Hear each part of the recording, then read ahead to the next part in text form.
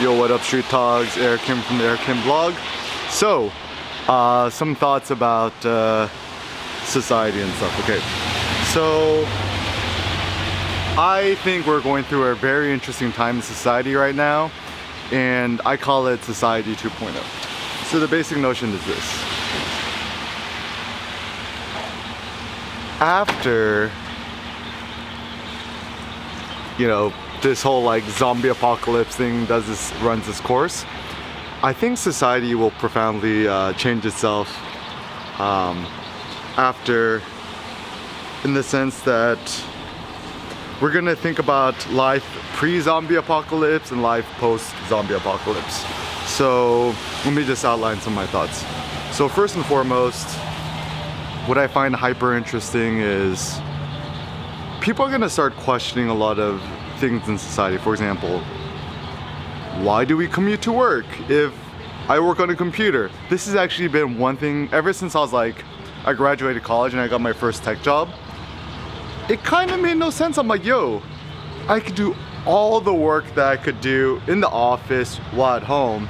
Why am I wasting all my time commuting and stuff like that, right?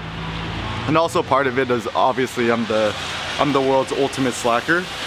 So like my strategy when I had a full-time job was simple.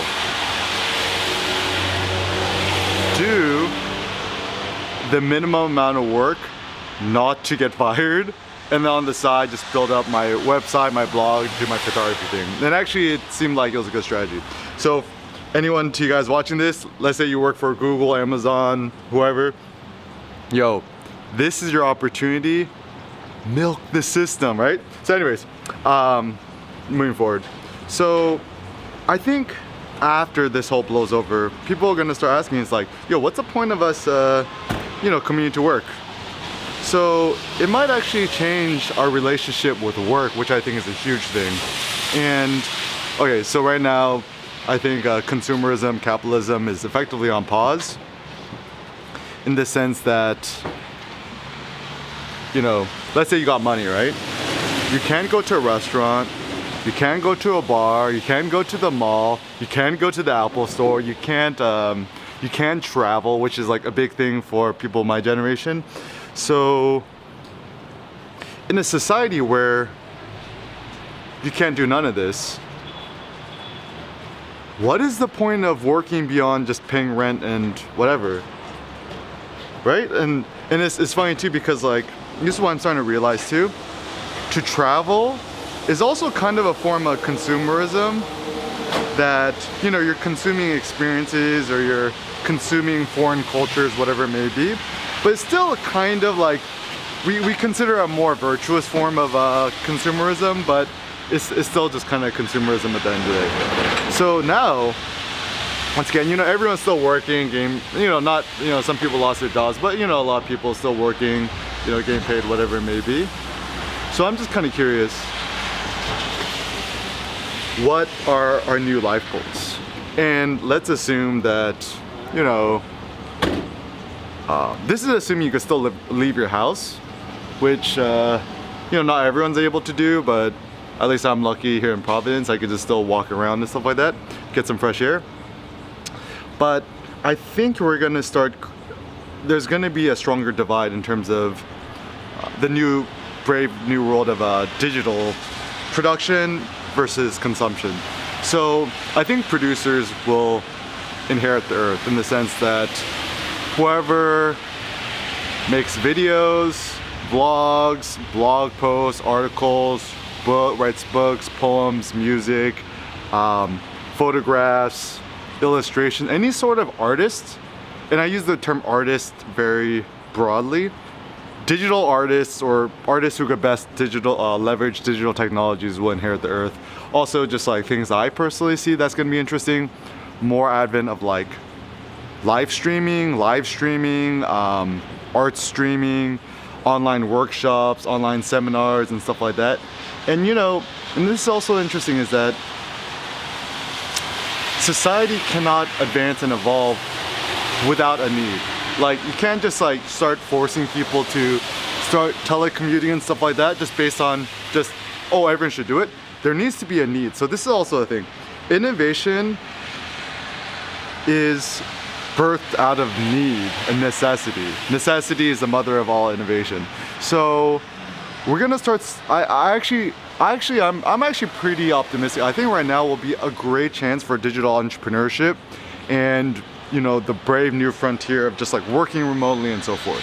And also think about like consumerism, capitalism 2.0 is like maybe people's gonna start using more like cryptocurrencies, or more people's gonna start creating digital products or buying digital products. And so and also the sad thing is I think more and more people, I mean Americans were pretty bad, we don't really leave the house anyways.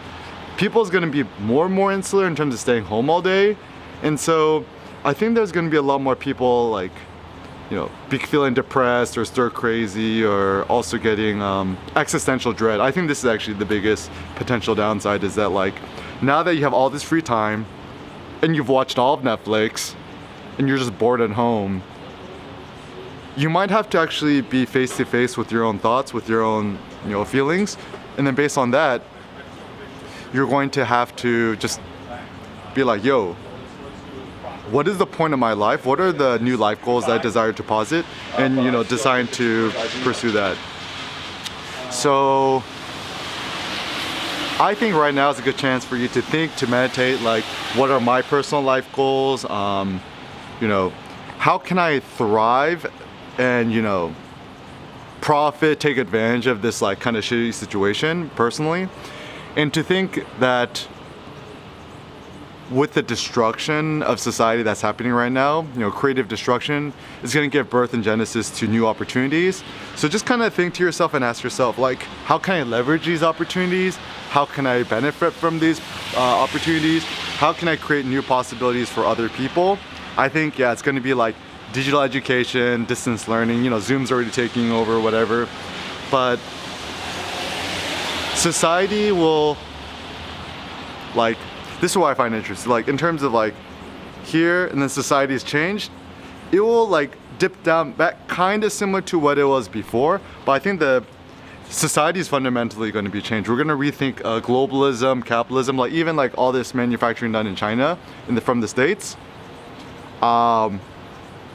This is so interesting because like kind of follows Nassim Taleb's notion of like Taleb is kind of more like anti-globalization, which I kind of didn't really like. I kind of got it, I kind of get it, but now that I could see it in the face, it's so interesting because all these companies who shifted all the manufacturing to China in order to save costs, now they're probably getting fucked because like the supply chain is all ruined. So I think we're gonna start rethinking supply chain, globalization, keep things more local. So I'm actually a little bit more hopeful that hopefully this whole thing brings more jobs back to the States and stuff like that, and hopefully be less dependent on like cheaper consumer goods that are produced all around the world. And obviously I like cheap goods and stuff like that, but it's kind of gonna be more of a thinking that like to have super complex supply chain management where there's no buffer is not a good thing. And also like just another thing that looking at me in the face, like I'm so grateful that I'm actually pretty frugal, and I'm actually thanks to Cindy, but essentially having money in the bank. So it's like I'm not like stressed out because like I have savings, so I could just live off of that for a long time. So essentially having like what Nassim Taleb or even Dr. Dre calls fuck you money or fuck off money seems to be useful, because you could just kind of like fuck off and not work for a long time and still be able to pay rent and buy groceries or whatever. And so yeah, and also it just kind of reminds you that ultimately at the end of the day, like what do you really need money for? Paying rent. And then like now, like let's say you don't even have to drive to work. You technically might not even need a car. I mean, unless you need to go to the grocery store to pick up groceries. So that, and I think also, or then, who knows, maybe people could get rid of their cars and it's like, yo, I actually don't really need a car, and then do the whole grocery delivery thing. Might be a new opportunity.